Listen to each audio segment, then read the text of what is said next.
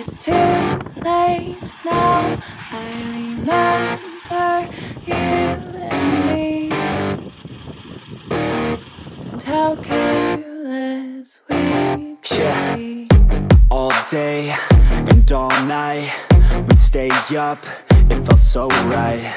We were so young, we were so dumb. We would get drunk and then hook up. We were okay, we were alright, staying awake till the sunrise. We were in love, couldn't stop us, like a good drug. We woke up in my car, driving so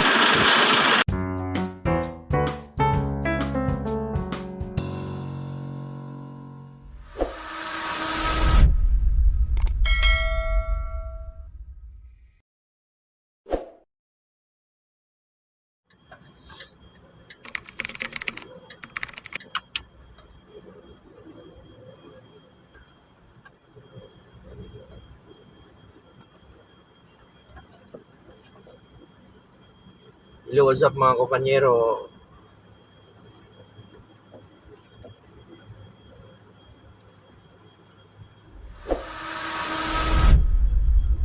Yun, may biyahe na naman tayo mga kompanyero. Pero ang gamit ko ngayon ay itong maliit na Iveco. So ang hila-hila ko ngayon mga kompanyero ay flatbed na trailer. Tapos may pangarga akong mga light materials lang. Katulad ng mga foam. So ayun, so sa nakikita nyo dyan mga kompanyero sa aking slide, kahit na magaan yung pangarga niya, kahit na foam lang yan, ay sinigurado natin na walang magiging aberya. So talagang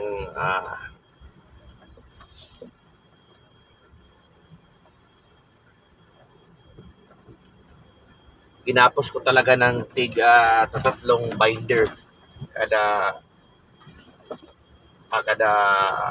load, kada paraga. Kung ang pagkakahiliran nila ay hindi maayos, sana hindi maano to, hindi ma-bar down. Pero kung sakaling ma-bar down man, at least kita nila na tatlo talaga yung nilagay nating binder.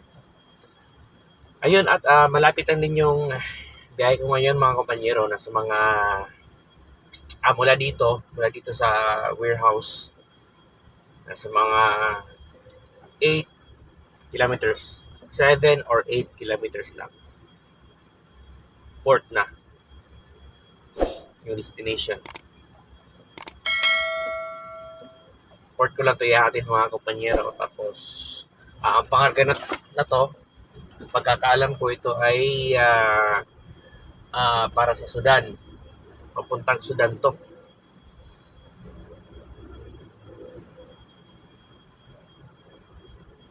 Dinandahan natin ang pagtagpo mga kompanyero para walang ma-disalign. Hindi mababar down tong natin, pangarga natin.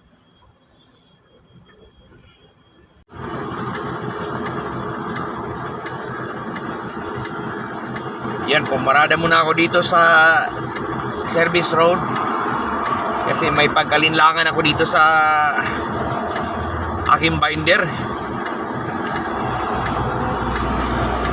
Ang ibang mga binder ay lumuluwag kahit napakagana ng pangarga. So kailangan kong higpitan. Nakikita ko kasi sa kabilang side mirror na gumagalaw yung binder. So malamang lumuwag na naman to.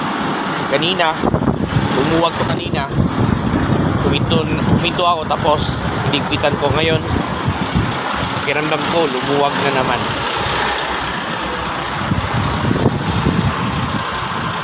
Pagka maluwag-luwag yung binder, tulad dito, shaking siya sa hangin.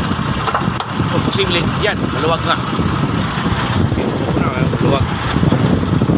So, kailangan kong higpitan.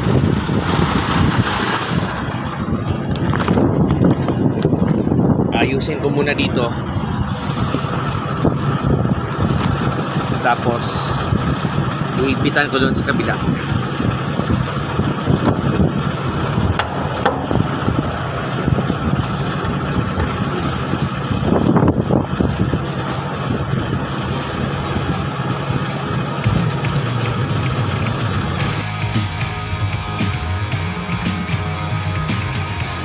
Ipitan natin dito.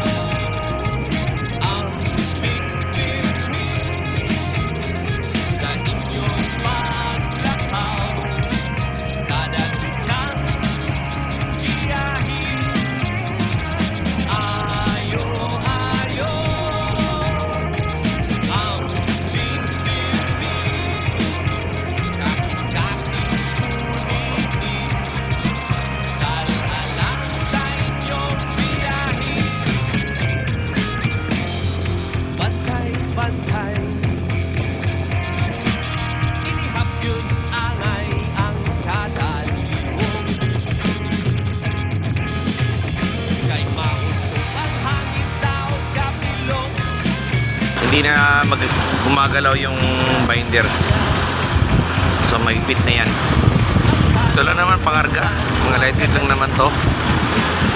Kaso lang pagka hindi mo sinecure talaga,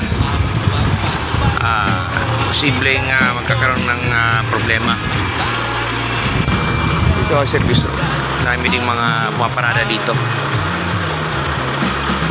mga trucks dito pumaparada para mag-check ng kanilang pangarga, check yung container nila bago nila ipasok sa port.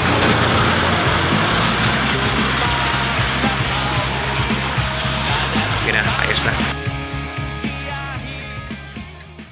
Alam ko na may iba na nagtataka na ba't kailangan ko pang videohan yung aking mga pangarga, kuhanan ko pa ng video.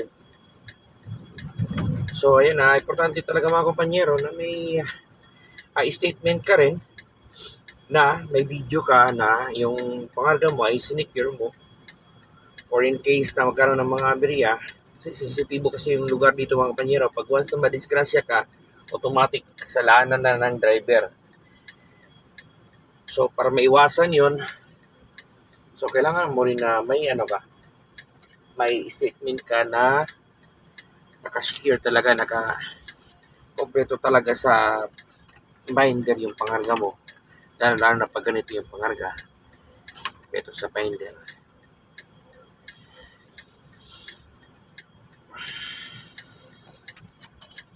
So ayun mga kompanyero, kasi malapit ako sa port ngayon at papasok na ako. So hanggang dito na lang muna yung videos ko mga kompanyero. Update lang muna.